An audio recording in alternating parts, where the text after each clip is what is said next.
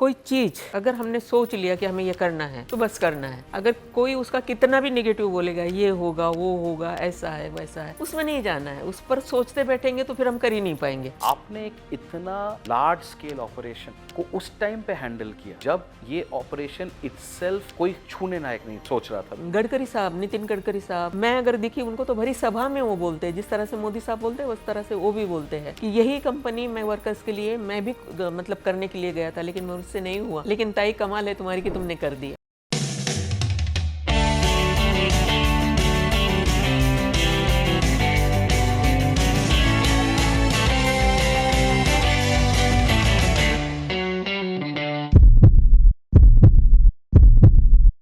Welcome back to another empowering episode of The Lifeboat Season 2. Today, we have the honor of speaking with someone who epitomizes resilience, determination, and the power of second chances. Meet Kalpana Saroj, a true trailblazer in Indian entrepreneurship. Kalpana Saroj की कहानी एक कहानी है सपनों को सच करने की, चाहे हालत कितने भी मुश्किल क्यों ना हो।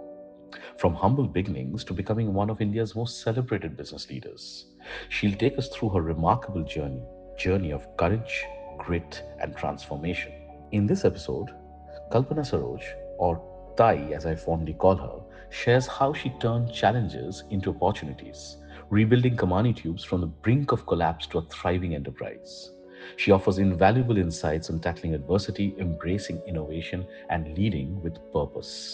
हम जानेंगे उनका unique leadership style, how she broke through the barriers in a male-dominated industry, and why she believes that failure is not the end but the stepping stone to success. और पर्सनल लाइफ के भी कुछ अनमोल part वो हमसे share करेंगी about the values that kept her grounded, her commitment to community upliftment, and the lifeboats that have always supported her along the way. So get ready to be inspired as we dive deep into Kalpana Saroj's extraordinary world of resilience, leadership, and real impact. Let's begin this incredible journey on the lifeboat. Stories that keep you afloat. So today I have a guest who's very dear to me personally, for various reasons. One, she's a family friend. I know her for several years now. I have drawn a lot of inspiration from her. And not just me, I think a larger part of the country has drawn inspiration from her. Because when you actually talk about resilience, when you talk about sustenance, when you talk about survival, when you talk about someone who can resurrect her own life, her own career, it is about this particular woman as an example. This person is an epitome of all these things that I've spoken about. And I'm very, very happy to introduce to all of you Kalpana Saroj, the founder, the chairperson of Kamani Tubes, but more importantly for me, Kalpana Auntie, Kalpana Tai, and one of the most wonderful human beings that you'll ever come across. Auntie, shukriya, बहुत बहुत शुक्रिया. Thank you for doing this with me. ऐसे है कि बहुत दिनों से चल रहा था, है ना। एक्चुअली ये इंटरव्यू के लिए लेट हो गया, पर चलो शुरुआत तो हो गई। शुरुआत तो हो गई, सबसे ज़्यादा यही है. जी कैसे फील हो रहा है अभी? जी, अच्छा है, बहुत अच्छा लग रहा है। और जब अपनों के साथ में करते हो तो कुछ उसका मज़ा और मज़ा अलग ही होता है. एक थॉट से मैं शुरू करता हूँ. अकोला गांव की एक दलित परिवार की एक छोटी सी बच्ची आज एक 2,500 करोड़ इंडस्ट्री और एक 2,500 करोड़ के वैल्यूएशन की कंपनी की प्रमोटर. ये जर्नी बहुत लोगों के लिए अनथिंकेबल है आंटी. जी। It's not, lot of people will say humanly possible ही नहीं है. हम्म। पर ये ऑल्सो इतना बड़ा एक एग्जाम्पल है कि एक इंसान वहां से उभर के, जिसके पास शायद एक टाइम पे एक वक्त का खाने का दिक्कत था, बिल्कुल। वहां से उठ के आज इंसान ने ये तरीके से बनाया. हम्म। तो ये ना एक बहुत इंटरेस्टिंग ग्रोथ ट्रेजेक्ट्री है आंटी. जी। बट सबसे इंपॉर्टेंट चीज शायद बहुत सारे हमारे दर्शक हैं जिनको जानना चाहते होंगे कि एक इंसान का माइंडसेट वो इतना रेजिलिएंट, इतना स्ट्रांग कैसे होता है, वो इंसान किस हिसाब से वो बनाता है. और आपने इतना कुछ देखा हुआ है. सो थोड़ा सा ना एक एंटरप्रेन्योर का माइंडसेट आपके जर्नी के हिसाब से, आपके एग्जाम्पल के हिसाब से, आपने जो जो लाइफ में देखा है, how do you define an entrepreneur's mindset? Actually होता क्या है कि इंसान अगर सोच ले कि उसको कुछ करना है, जब वो अपना माइंडसेट इस तरह से बना ही लेता है कि मुझे ज़िंदगी में कुछ बनना है और मुझे एक मुकाम तक पहुंचना है, हर हाल में पहुंचना है। जब वो सोच लेता है ना, तो मेरे ख्याल से वो ऑटोमेटिक सारी चीज़ें जो है, लेकिन उसके लिए काम करना पड़ता है। मेहनत, ईमानदारी, सच्चाई, वो सारी चीज़ें तुम्हारे अंदर होनी भी चाहिए। ये नहीं है कि चलो बेईमानी से कोई काम कर लिया, वो नहीं होता, वो सक्सेस नहीं होता है। वो थोड़ी देर चलते हो, लेकिन पूरी सक्सेस तुम्हें कभी मिल ही नहीं सकती, शॉर्ट टर्म। शॉर्ट टर्म होता है। और आजकल ये भी है कि लोगों को जो है पैसा चाहिए और बहुत जल्दी चाहिए। उसके पीछे मेहनत करना, बहुत ज़्यादा मेहनत करना, बहुत सारे लोग सोचते हैं कि क्या यार कितना मेहनत करेंगे, होता ही नहीं है कुछ। तो इस तरह से पीछे हट जाते हैं, तो ये नहीं होना चाहिए।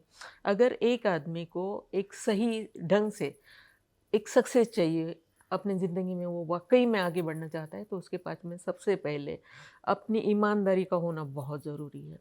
उसके लिए अपने काम के प्रति ईमानदारी, अपने हर चीज़ के प्रति एक एक एक लगन होनी चाहिए, एक जुनून होना चाहिए कि पैशन, मुझे, शिद्दत। हाँ, जब तुम ये सब करते हो ना, तो वाक़ई में माहौल खुद ब खुद तुम्हारे फ़ेवर में बन जाता है और तुम करते चले जाते हो और सारा माहौल तुम्हारे फ़ेवर में होता है। एक तरीके से इसी को मैनिफेस्टेशन कहते हैं आज के ज़माने में। जी। न्यू एज में बोलते हैं आप मैनिफेस्ट करो तो सारी चीज़ें हो जाती हो हैं। जाती। एक इंसान एक ऐसा सिचुएशन लाइफ में देखता है जब वो सिचुएशन उस इंसान को मेंटली फोर्स करता है कि शायद जीने का अब कोई फ़ायदा नहीं है।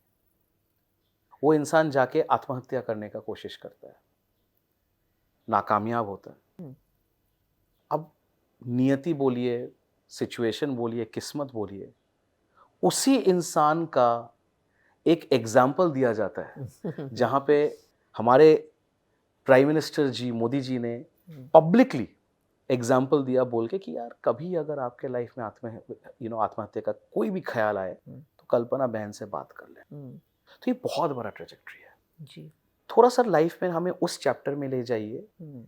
वो क्या हुआ था, आपके माइंडसेट में क्या चल रहा था, आपके दिमाग में, जहन में क्या चल रहा था, और आज अगर एक ऑडियंस को, व्यूअर को लगे तो आप क्या एडवाइस करोगे उस मानसिक स्थिति से निकलने के लिए, उभरने के लिए इंसान को क्या करना चाहिए? थोड़ा सा उस चैप्टर के साथ हमारे को बताइए।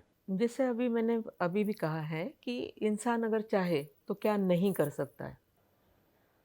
उसकी सोच, उसकी चाहत, उन सारी चीज़ों का भी बहुत सारा मायने रखता है। अब अगर मेरी बात अगर कही जाए तो मैं वैसी महिला हूँ। उस ज़माने में महिला को बहुत ही कमज़ोर समझा जाता था। बिल्कुल। सिर्फ़ यही समझा जाता था कि ठीक है, शादी करा दो, ससुराल भेज पराया दो, धन। हाँ, ज़िम्मेदारी से मुक्त हो जाओ। मतलब इस तरह की सोच थी और वही सब मेरे साथ में भी हुआ। बाबा पुलिस में थे, बाबा नहीं चाहते थे, लेकिन अकोला में। हाँ, हाँ, अकोला में। लेकिन मामा वगैरह ये सारी जो फैमिली है, वो चाहते थे कि जल्दी से जल्दी, जितनी जल्दी शादी हो जाए उतना ठीक है। और क्यों? तो मैं 10वीं मतलब 10 साल की हो गई थी, तब से ही रिश्ते आने शुरू हो गए थे। तो लिटरली चाइल्ड मैरिज। बिल्कुल। तो मैं 7वीं में गई, 12 साल की ही थी, तो मेरे मामा जी 5-6 लोग तो पकड़ के लाए थे। मेरे बाबा ने हर तरह से टाला कि नहीं, नहीं, इतना जल्दी नहीं करना है, एटलीस्ट इसको मैट्रिक पास करवा देते हैं, उसके बाद में सोचेंगे। बट मामा नहीं मान रहे थे और हुआ ये था कि मामा एक उनकी खेती-बाड़ी थी, उस हिसाब से बड़े थे, गाँव के सरपंच थे, इस हिसाब से बड़े थे और उम्र में भी बाबा से बड़े थे। इसलिए बाबा को जो है इनकी बातों का मान रखना भी ज़रूरी हो गया। और मेरी 7वीं की एग्ज़ाम चल रही थी और उस वक़्त इन लोगों ने मेरी शादी करवा दी। मैं बहुत रोई, बहुत चिल्लाई। बच्ची हूँ, क्या कर सकती हूँ, शादी कोई सेव ही नहीं होता होगा। वो सवाल ही नहीं है। लेकिन हाँ, मैं पढ़ने लिखने में बहुत होशियार थी, अपने क्लास में टॉप पर आती थी, तो मुझे बहुत बुरा लगता था। मैं सोचती थी कि मैं पढ़ लिख कर मेरी माँ, मतलब मेरे घर में सब बोलते थे बात करने में बड़ी होशियार है, ये वकील ही बनने वाली है ऐसे। तो चलो अच्छा हुआ नहीं बने आप। अच्छा हुआ नहीं बने, हाँ। दिक्कत हो जाता हम जैसे लोगों को। इस तरह से मतलब जो सपना था मेरा कि मुझे पढ़ लिख कर कुछ बनना है, तो वो तो खैर ख़त्म हो गया। शादी के बाद में फिर वो पहले से ही सिखाया जाता लड़कियों को कि शादी ससुराल माने क्या है, किस तरह से उनकी सेवा करनी है, पति परमेश्वर है, उस ज़माने में तो आज की बात अलग है, लेकिन उस ज़माने में तो परमेश्वर ही माना जाता था कि पति है तो परमेश्वर है, वो जो चाहे वो कहे। दानव भी हो। हाँ, बस सब वो चाहे दानव भी हो, चाहे वो मारे पीटे, जो करना है करे, लेकिन वो अपना भगवान है, उसकी हर बात को मानना है। तो मेरे साथ भी कुछ ऐसे ही हुआ, 5-6 महीने यूँ ही बीत गए, लेकिन सहना है, करना है तो चल रहा है। अब उस ज़माने में कोई मोबाइल या कोई फ़ोन ये कोई, खत लिखते थे हम लोग, हाँ, बस वो भी बहुत मुश्किल से। मुश्किल से, तो खत लिखने का भी नौबत कभी आई नहीं। तो 6 महीने में बाबा यहाँ पर आए ड्यूटी पे, यहाँ अपने यहाँ पे है ना मुंबई में पुलिस का हेडक्वार्टर, तो यहाँ ड्यूटी लगा के खुद वो आए कि चलो इसी बहाने बेटी को देख लेते हैं। तो बेटी को देखने आए तो बेटी को पहचान ही नहीं पाए कि ये मेरी अपनी बेटी है। तो फिर उन्होंने कहा कि नहीं मैं ले जाता हूँ, और वो घर लेकर गए। उन्होंने कहा, घर ले जाते टाइम पर भी काफ़ी दिक्कतें उन लोगों ने की, लेकिन फिर भी बाबा लेकर गए, पुलिस की ड्रेस ही लगा के आए हुए थे। तो बाबा लेकर गए, फिर कहने लगे कि चलो जो भी हो गया, एक बुरा सपना समझ के भूल जाओ, और तुम जो है अभी पढ़ाई पे ध्यान दो अपने। पर इतना मतलब ये नहीं था कि बाबा ने कह दिया और मैंने पढ़ लिया, इतना आसान नहीं था, क्योंकि उस वक्त के समाज को हमें ये जवाब देना है कि हम पहले तो ससुराल छोड़ के आए ही कैसे, मतलब हम कितने गलत है कि ससुराल छोड़ के आ गए। अब ये नहीं कोई देख रहा है कि वहाँ क्या हो रहा था, सही बात। बस हम बहुत गलत है, हमने ससुराल छोड़ी है, ये गलत लड़की है, बस इसी नज़रिए से उसको और देखा हमेशा जाएगा। लड़की की दोष है। हाँ, फिर स्कूल की जो मेरी फ्रेंड इतनी अच्छी हुआ करती थी, वो भी अरे ससुराल से आई हुई है। तो ये जो इन लोगों का जो रवैया मेरे साथ में था, वो इतना बुरा था, इतना बुरा लगता था, दुख होता था मुझे कि ये क्यों मुझे मतलब इस तरह से मेरे साथ बिहेवियर करते। फिर रिश्तेदार, हाँ, इसी में मतलब इसी ने कुछ ऐसा किया होगा, नहीं तो ऐसा क्या, और फिर किया है तो क्या है, सहना है। जो भी फुआ मेरी बुआ है या नानी है, वो सब हमको तो कितना सहना पड़ता था, तुमने तो कुछ भी नहीं सहा है। फिर मेरे बाबा को कोसेंगे, तूने लाया कैसे, ये वो, तो ये सारी चीज़ें देख के मुझे इतना ये हुआ कि आखिर मेरी ज़िंदगी का मकसद क्या है। मैं पढ़ना चाहती थी, नहीं हो पढ़ नहीं पाई। पाया। मैं पढ़ लिख कर आगे बढ़ना चाहती थी, हो नहीं पाया। चलो मैं शादी करवा दी, मैं उसमें खुश थी, वो इस तरह की थी। अब मेरा कसूर क्या है? मैं जीऊँ कैसे? मैं जाऊँ कहाँ? अगर यहाँ भी आई हूँ तो यहाँ का माहौल भी इस तरह से हो गया है। मेरी वजह से मेरे माँ-बाप टॉर्चर हो रहे हैं। तो ये बात का मुझे बहुत दुःख हुआ, और फिर मैंने सोच लिया कि शायद मेरा जीना ठीक ही नहीं है, मुझे मर जाना चाहिए। और फिर मैंने वो कोशिश की, और लेकिन मेरे बाबा ने फिर मुझे बचा लिया, शायद यहाँ तक आना था, नियति शायद है। नियति थी। और इतना 3-3 बोतल पीने के बाद में भी मैं बच गई।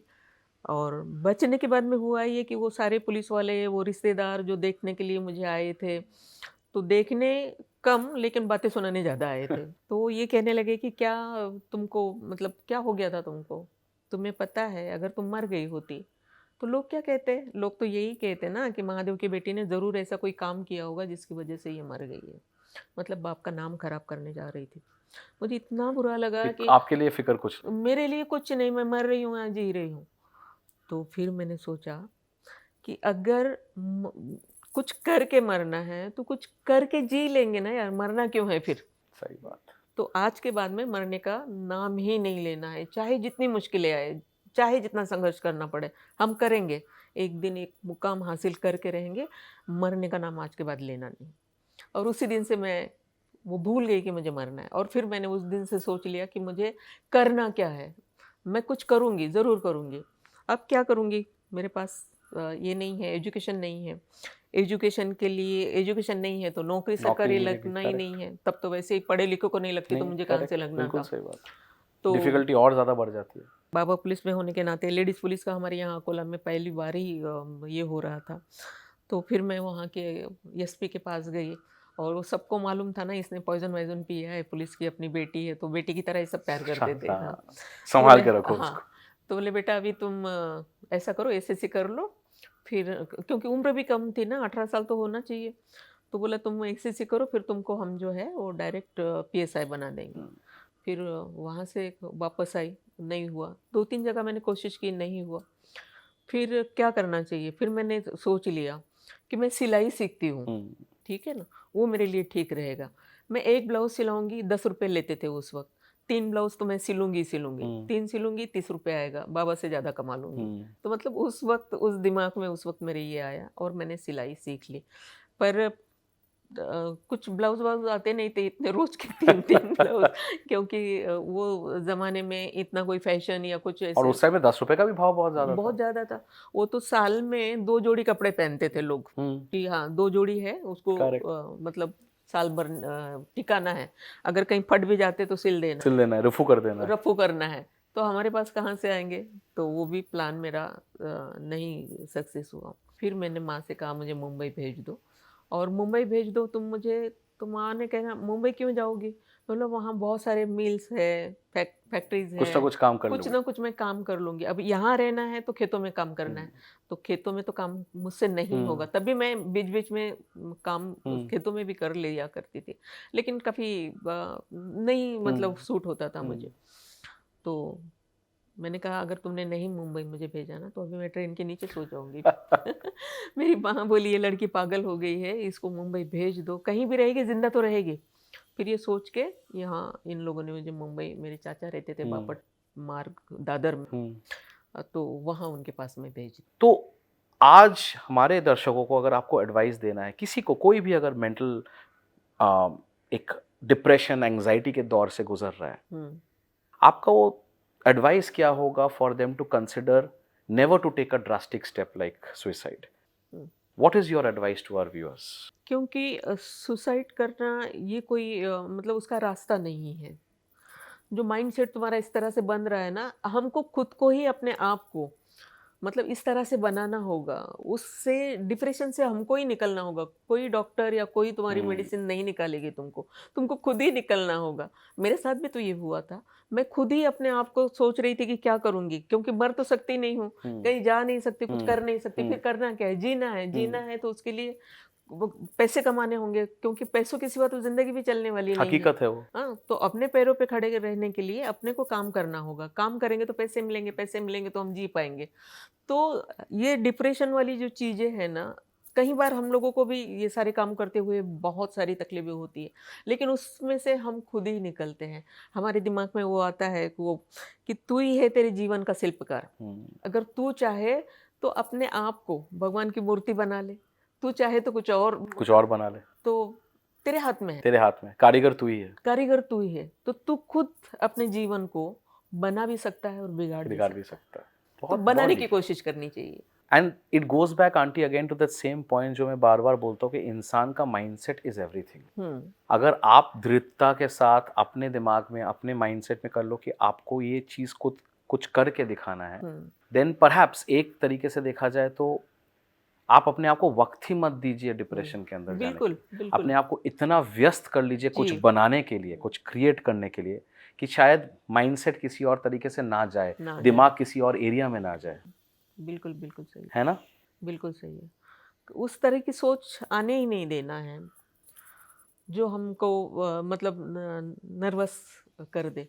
पॉजिटिव थिंकिंग रखो, नेगेटिव में जाना ही नहीं है, उस तरह की सोच रखनी ही नहीं है, क्योंकि सोचेंगे तो फिर हम कुछ कर ही नहीं पाएंगे, फिर वहीं पे मतलब डूबते चले जाएंगे उसी के चक्कर।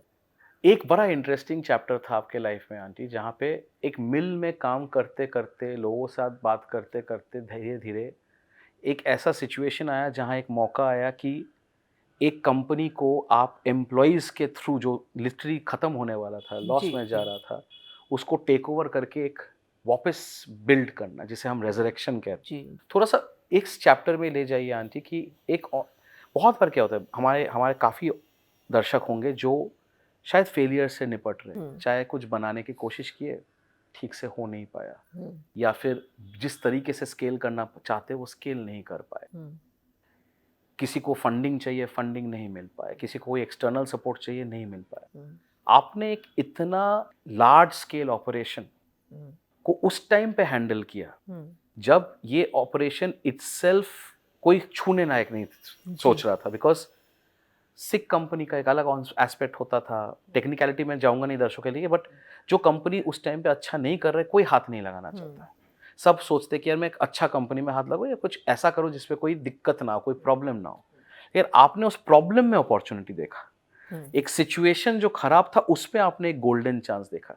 ये भी एक बहुत इंटरेस्टिंग व्यू होता है एंटरप्रेन्योर का, दिमाग का, एक माइंडसेट का, to say that look at opportunities in adversities. तो थोड़ा सा हमें उस चैप्टर के बारे में ले जाइए। हाउ डिड यू थिंक कि ये इतना बड़ा बन सकता है? ये जो आज कमानी है उस टाइम पे जब था, जब आप सोचे कि मैं कुछ कर सकता हूँ, थोड़ा सा उस फेज ऑफ लाइफ पे ले जाइए। बिजनेस वुमेन बनने से पहले मैं एक सामाजिक तौर पे काम करना चाहती थी और करती थी उस वक्त भी, और आज भी करती हूँ। क्योंकि जिस वक्त मुझे कुछ बनना था, जिस तरह से आपने कहा कि सबसे पहला फंड ये कहाँ से आएगा, इंसान कुछ करने भी चाहे तो वाकई में फंड की ज़रूरत होती है, वो कहाँ से आएगा। तो मेरे साथ भी यही हुआ कि मैं फंड कहाँ से लाऊंगी। तो उसके लिए मुझे पता चला कि गवर्नमेंट से भी कुछ फंड मिल सकता है।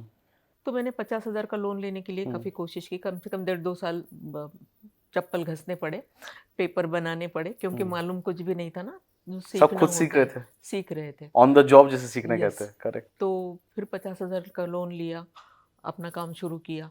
तब मुझे ये लगा कि जिस तरह से मैं भी अपना काम शुरू करने के लिए गवर्नमेंट से लोन ले सकती हूँ, तो ऐसे मेरे यूथ है जिनके पास नौकरी नहीं है, जो बेचारे नौकरी के लिए भटक रहे हैं, जिसके माँ बाप परेशान है कि बच्चों को पढ़ाया लेकिन वो काम नहीं कर पा रहा है, नौकरी नहीं मिल पा रही है, तो यहाँ माँ बाप परेशान है, बच्चे भी फिर कहीं गलत संगत में चले जा रहे हैं, कुछ गलत हो रहा है, तो ये तो बड़ा बुरा हो रहा है। तो फिर क्यों ना जिस तरह से मैंने लोन लिया, इस तरह से इन लोगों को भी लोन लेकर दूं और इनको भी बिजनेस में मैं लाऊं।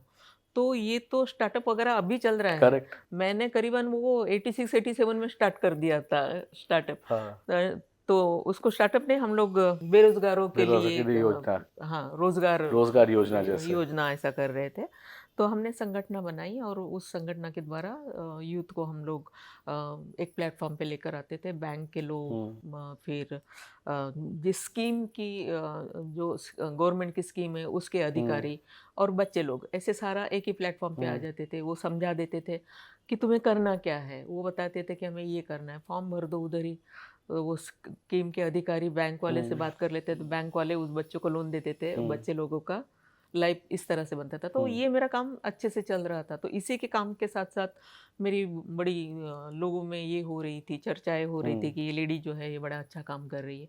क्योंकि बच्चे जो आवारागर्दी कर रहे थे, मतलब क्यों था ही नहीं कुछ करने के लिए, तो करेंगे क्या, ऑप्शन ही नहीं था कुछ। तो आज वो बच्चे लाइन पे आ गए हैं, घर के चूल्हे जलने लगे हैं। तो माँ बाप बिल्कुल सुखी हो गए कि हमारे बच्चे। तो इसी तरह से माहौल बन गया कि ये लेडी बड़ा अच्छा काम कर रही है करके। तो फिर जो भी कुछ होता था मेरे पास लोग आ जाते थे कि मैडम ज़रा प्लीज़ करवा के दे दीजिए। तो मेरा बिजनेस तो चल ही रहा था जो मैंने स्टार्ट किया था, लेकिन उसके साथ साथ ये सारा काम भी मैं कर रही थी।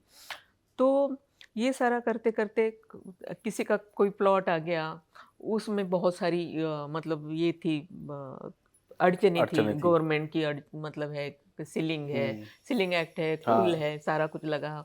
तो ऐसी ज़मीनें सस्ती, मतलब उसने सस्ती मुझे दे दी। एक्चुअली उसको ज़रूरत थी उन पैसों की, बड़ी मुश्किल से मैंने उससे पैसे दिए और आगे भी देने थे। तब पता चला कि उसमें क्या क्या तकलीफें हैं। तो उन तकलीफों को निकालने के लिए उसमें भी अपना 1.5-2 साल गया, क्योंकि सीखना है ना, सारी नई चीज़ें हैं। लेकिन मैंने सीखना छोड़ा नहीं, मैं सीखती रही। बहुत सारी तकलीफें आती थी, उसके बावजूद भी छोड़ा नहीं। नहीं, मैं सीखूंगी, मैं जानूंगी ये कैसे करना है। लेकिन वही 2.5 लाख की ज़मीन मेरी बाद में 50 लाख की हो जाती है, क्योंकि मैंने उस पर काम किया है। जब वो 50 लाख की हो जाती है तो मतलब वही मेरी पहली सीढ़ी है। अब तक तो यही यूं ही चल रहा था सारा। जब 50 लाख उस ज़माने में करीबन यही कोई 90 का ज़माना, तो उसमें अगर मैं आज 50 करोड़ के जैसा 50 करोड़ के जैसा हो गया, तो मेरे लिए तो बहुत बड़ी बात थी। पर फिर मैं उसको डेवलप कैसे मतलब करूँगी क्या? तो किसी ने कहा कि डेवलप करो। डेवलप करने के लिए मेरे पास पैसे नहीं है, तो मैंने किसी को पार्टनर ले लिया फटाक से। तो ये भी सारा मतलब सोच होनी चाहिए उस लेवल तक जाने के लिए कि मैं क्या और कैसे कर सकती हूँ। कॉन्स्टेंटली इवॉल्व करो, अपॉर्चुनिटी देखते रहो, नहीं तो नहीं होगा। जैसे कि अभी वो ज़मीन क्लियर तो हो गई, मैंने क्लियर कर दी। सीलिंग एक्ट जो था वो निकाल दिया, कुल जो था कलेक्टर के पास जा के वो उसको भी निकाल दिया। ज़मीन पूरी क्लियर हो गई। ज़मीन क्लियर हो गई, गुंडे आ गए, क्योंकि उस ज़माने में वहाँ पे वो लोग हड़पते थे। मैं यही कोई मतलब छोटी उम्र रही 18-19-20 साल की जो भी थी, हाँ, उस उम्र की एक लड़की जाके हाँ, बिल्डर बनेगी तो हजम तो नहीं होने हजम नहीं वाला है। होगा। तो फिर वो जो लोकल गुंडाज है तो वो तकलीफें देने शुरू कर हाँ, दिए, तो मैं किसी तकलीफ से डरती नहीं थी, हाँ, क्योंकि मैं खुद ही मौत से मिलकर आई थी, तो मुझे क्या डर लगना था किसी चीज़ से। मैं नहीं डरती थी, तो वो लोग डराने की कोशिश की हाँ, उन्होंने।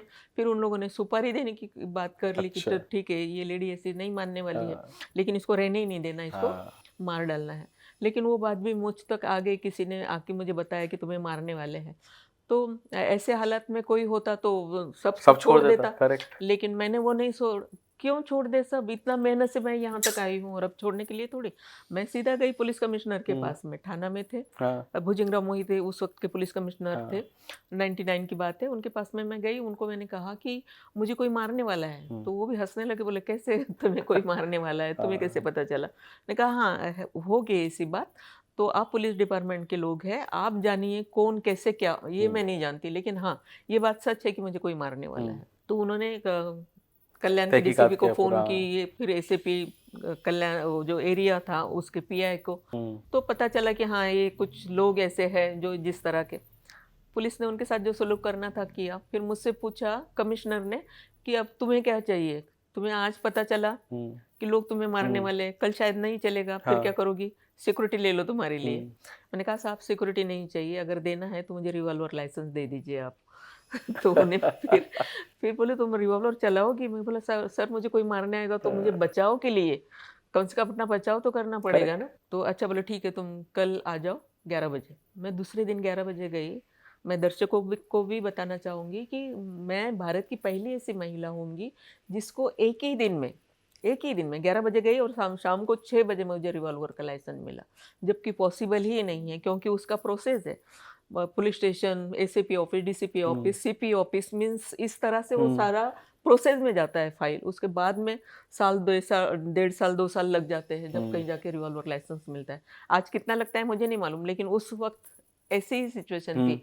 लेकिन मुझे 1 दिन में, उसी भुजंगराव मोहिते ने 1 दिन में वो रिवॉल्वर लाइसेंस दिया, और शाम को ये भी बोल के गया था कि चाय पिला के इनको रिवॉल्वर का लाइसेंस दे देना हाथ में।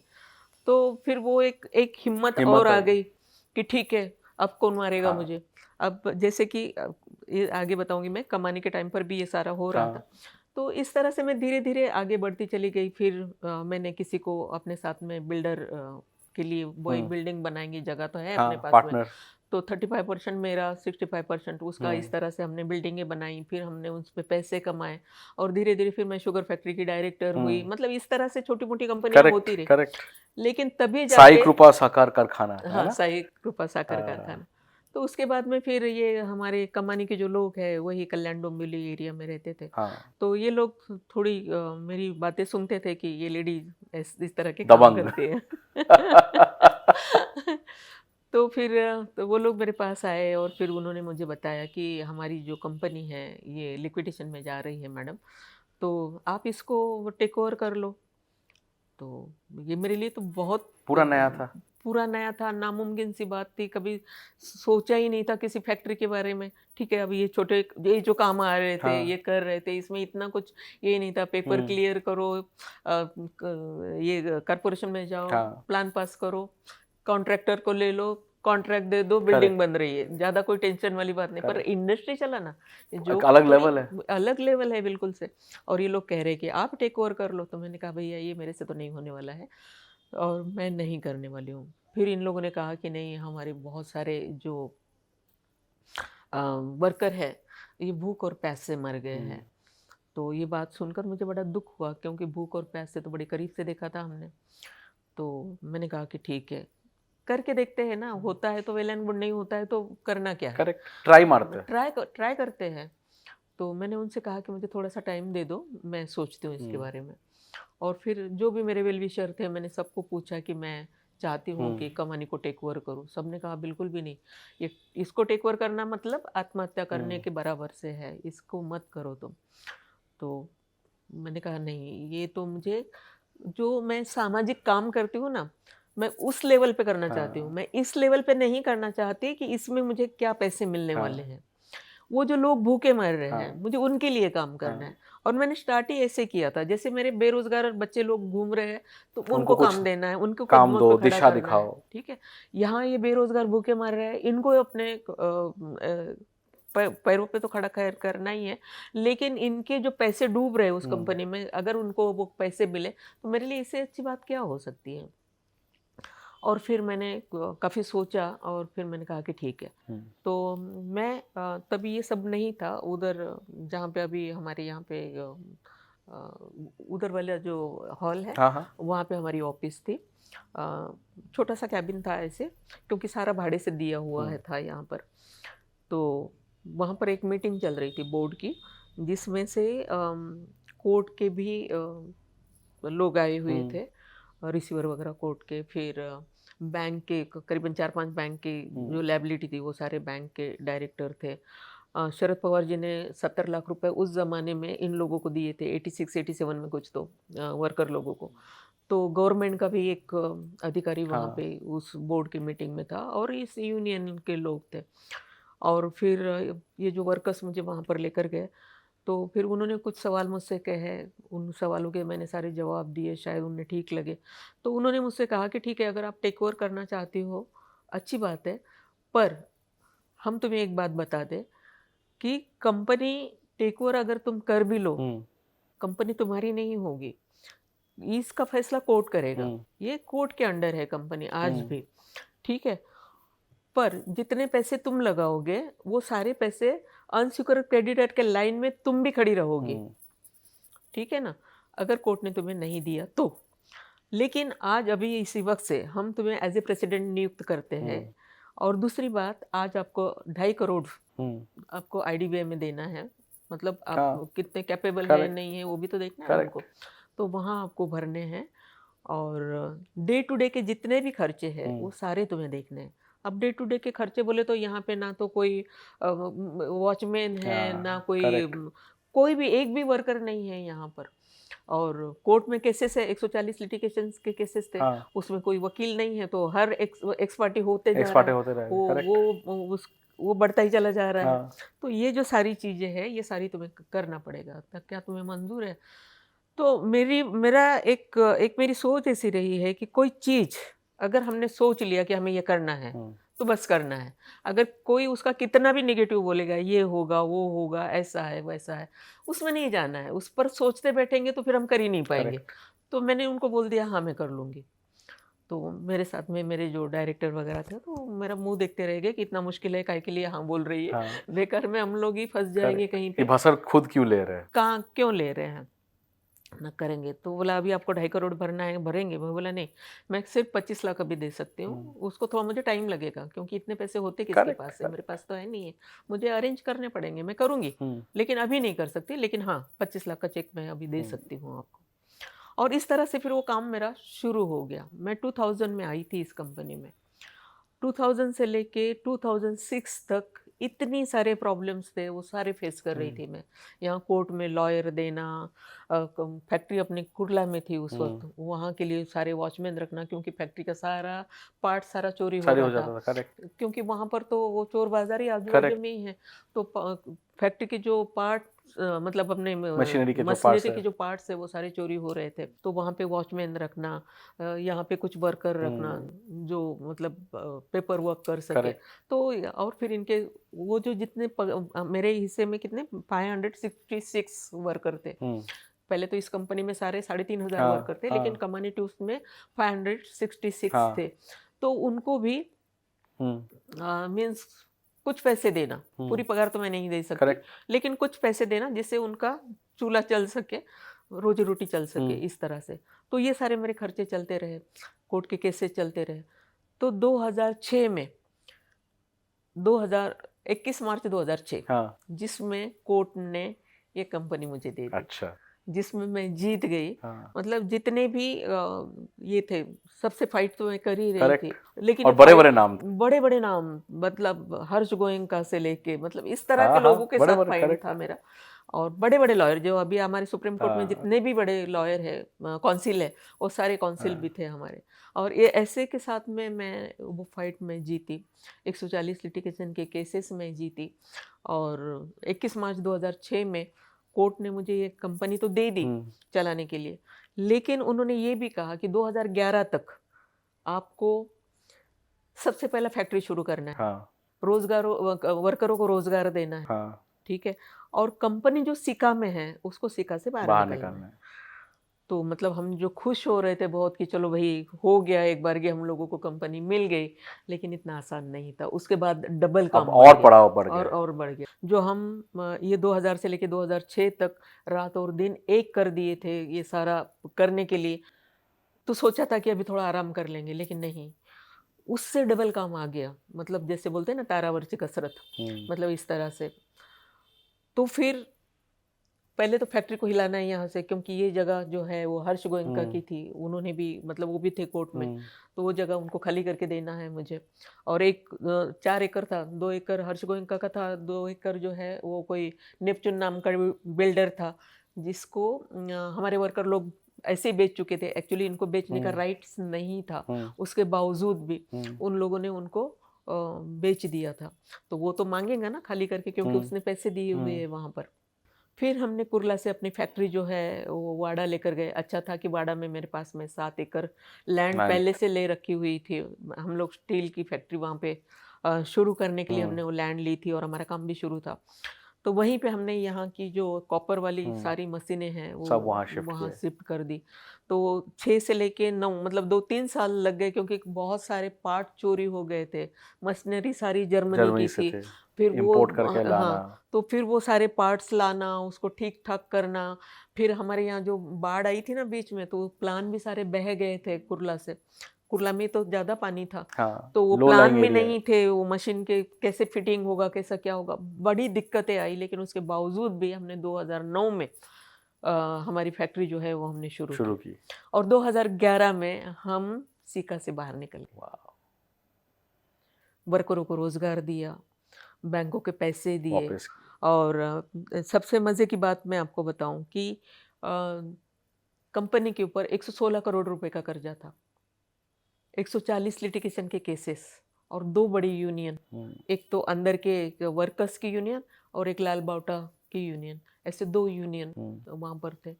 और इन लोगों का मतलब जो पैसा देना था, इन्होंने कहा, मुझे कोर्ट ने कहा था 7 साल में देना, 3 साल में देना है, बैंक को 7 साल में देना है। लेकिन बैंक का 116 करोड़ कर्जा क्यों हुआ, हमने इसके ऊपर स्टडी की पहले, तो पता ये चला कि जैसे कि एक बैंक का कर्जा है 5 करोड़ रुपया, अब 87 से लेके आज तक अगर उसने दिया ही नहीं, तो उसकी पेनल्टी और इंटरेस्ट के साथ में कंपाउंड करते करते वो 40-50 तक हो गया। मतलब इस तरह से हर बैंक का कर्जा, और वो सारा कुछ इतना सारा हो गया, गवर्नमेंट के कर्जे ये वो। तो फिर ऐसी बात चली, मेरे यहाँ पर रिजर्व बैंक के CGM यहाँ पे डायरेक्टर थे वहाँ रिटायर होने के बाद में, तो उन्होंने कहा कि अपन बैंक वालों से काम बात करते हैं, बैंकों के चेयरमैनों से, तो हो जाएगा। तो एक आधा चेयरमैन मान भी ले, सब तो नहीं मानेंगे ना, तो फिर क्या करेंगे। तो मेरे दिमाग में ऐसा है कि हम फाइनेंस मिनिस्टर को मिलते हैं, जो बैंकिंग भी उनके अंडर होता है, तो उनको मिलते हैं।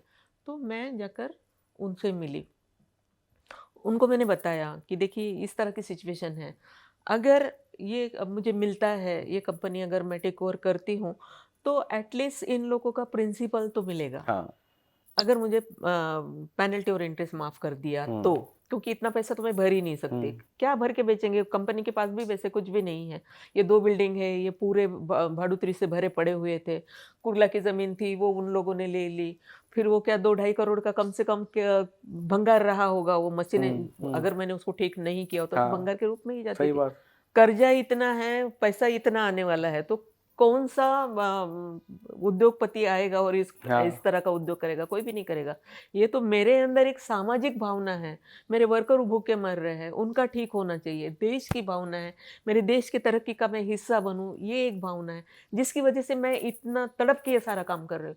वरना कोई नहीं करेगा, क्योंकि अगर कुछ मिलना नहीं है तो करना क्या है, मुझे बताइए। ये दोनों बिल्डिंग में, हमारी पीछे की बिल्डिंग और ये बिल्डिंग, सारे सेमी गवर्नमेंट के लोग थे।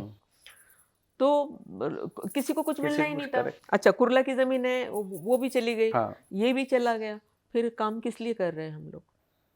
और हम फैक्ट्री चलाने के लिए भी अपनी जमीन दे रहे हैं, Correct. इनकी जमीन तो चली गई।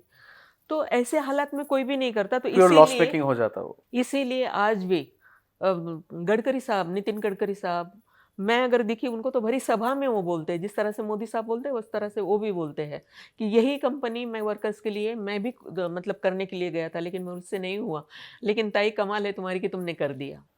ये नितिन गडकरी साहब के शब्द है। और जब भी कभी अभी भी कभी मिल जाते हैं तो लोगों में इसी तरह से मेरी प्रशंसा करते हैं कि देखो हमारी ताई ने इतना बड़ा इस तरह का काम किया। तो उनका कहना था कि ये नामुमकिन सी बात जिन्होंने तुमने मुमकिन बनाया, तो वाकई में तुमको तो पद्म भूषण मिलना चाहिए था उस वक्त 2010 में साहब ने कहा था।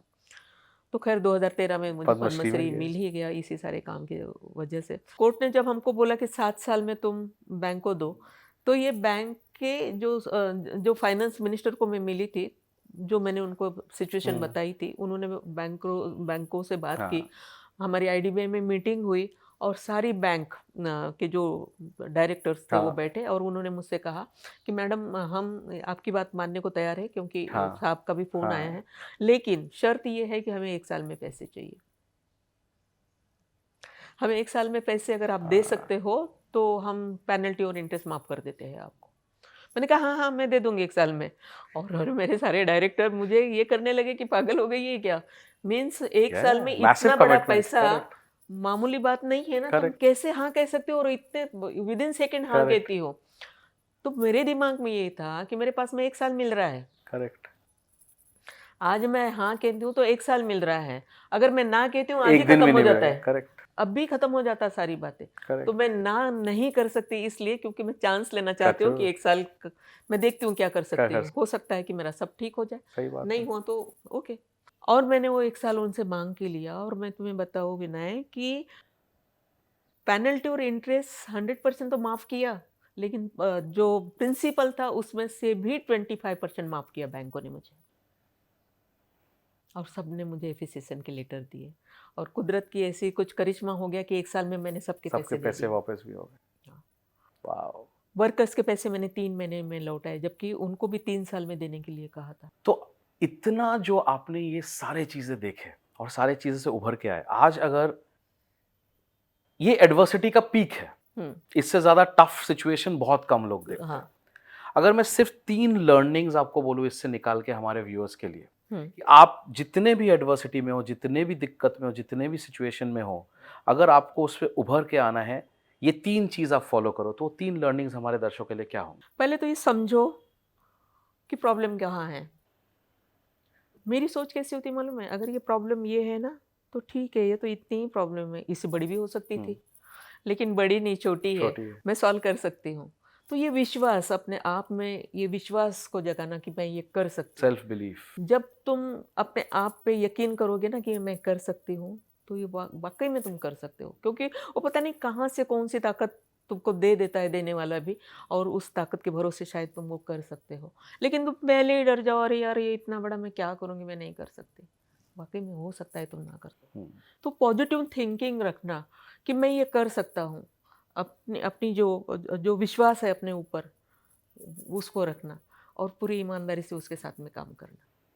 ये 3 चीज़ें अगर हमारे पास है तो मेरे ख्याल से कोई भी कर सकता। मेरे जैसे जिनके पास में एजुकेशन तक के नहीं है, तब भी मैंने इस तरह से इतना बड़ा काम मैंने किस तरह से किया होगा। 140 लिटिगेशन के केसेस में जीती हूँ, 116 करोड़ का कर्जा मैंने निपटाया है, चाहे वो माफ करके या चाहे वो सेटलमेंट करके जैसे भी, पर किया। बहुत तो आज तो खैर आप पूछे।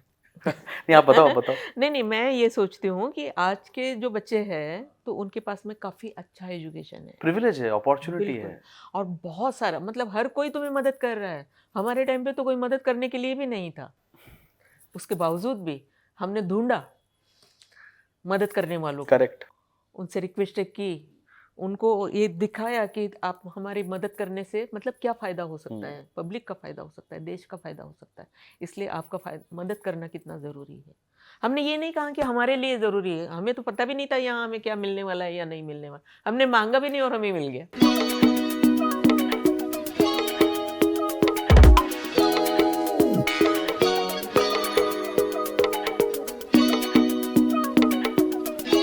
एक पर्सनल क्वेश्चन, पूछिए ना। सक्सेस के साथ आंटी बहुत सारे पुराने रिश्तेदार जिंदा हो जाते हैं, हम्म, बहुत सारे दोस्त जो कभी थे नहीं आपके इर्द गिर्द घूमना शुरू कर देते हैं, हम्म, बहुत सारे लोग जिनके शायद आपके साथ कोई रिश्ता नहीं था आके रिश्ता हक और जमाने की कोशिश करते हैं। हम्म, आपने सक्सेस का एक पिनकल देखा हुआ, पर्सनली, प्रोफेशनली, चाहे वो ऑनर हो, चाहे वो पद्मश्री हो, चाहे वो पॉलिटिकल एक सिनर्जी हो, चाहे वो देश के प्रधानमंत्री तक जो आपका एग्जाम्पल दे सकता है, तो एक अलग लेवल का सक्सेस है। अभी भी कोई इंसान आपको देख के अगर आपको जाने ना तो बोल भी नहीं सकता कि आपने क्या क्या अचीव किया, क्योंकि आप इतने कॉमन तरीके से लोगों के साथ प्यार मोहब्बत और श्रद्धा के साथ पेश आते हो। My question to you is, एक इंसान ये जो ह्यूब्रिस है, ये जो एक अहंकार है जो आ सकता है, उसको कैसे मैनेज करे जब वो सक्सेसफुल हो?